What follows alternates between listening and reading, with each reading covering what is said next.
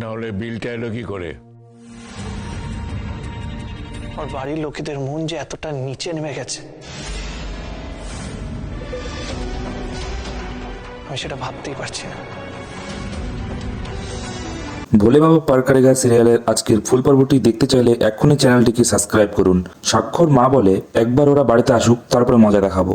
শতরূপা তখন বলে তুমি কিন্তু আর ওর কান্না দেখে গলে যেও না, না হলে এই বাড়িটাকে ও ভিখারির দশা করে দেবে। চৈতি বলে আমি আর ওদের মাঝে কোনো কথা বলতে যাব না, না হলে আবার আমার দোষ হয়ে যাবে। স্বাক্ষর মা তখন বলে কেন বলবে না, 100 বার বলবে, তোমার বলার অধিকার আছে। এসব কথার মাঝেই সাক্ষ্য আর ঝিল বাড়িতে চলে আসে। সাক্ষ্যর মা ঝিলকে বলে শ্বশুরবাড়ির বড়লোক অবস্থা দেখে তোমার লোভ সামলাতে পারেনি তাই না, তোমার সব অভ্যেস নষ্ট হয়ে গিয়েছে দেখছি। ঝিল তখন বলে আমাকে লোভ সামলানোর মতো দিন কখনো আসেইনি, আমাদের নুন আনতে তো পান্তা ফুরায়, তাই আমাদের শুধু খাওয়া পড়া হলেই যথেষ্ট। সাক্ষ্য যদি আমাকে কুড়ে ঘরেও রাখে সেখানে আমি সুখে শান্তিতে থাকবো। সাক্ষ্যর দাদু বলে তাহলে এই বিলটা এলো কি করে? সাক্ষ্য তখন বলে ঝিলের মতো ওর বাড়ির লোকও আমার কাছের মানুষ, তাই আমি কিছু জিনিস কিনে দিয়েছি ওর বাড়ির জন্য। পরবর্তী পর্বটি দেখতে চাইলে চ্যানেলটিকে অবশ্যই লাইক এবং সাবস্ক্রাইব করুন।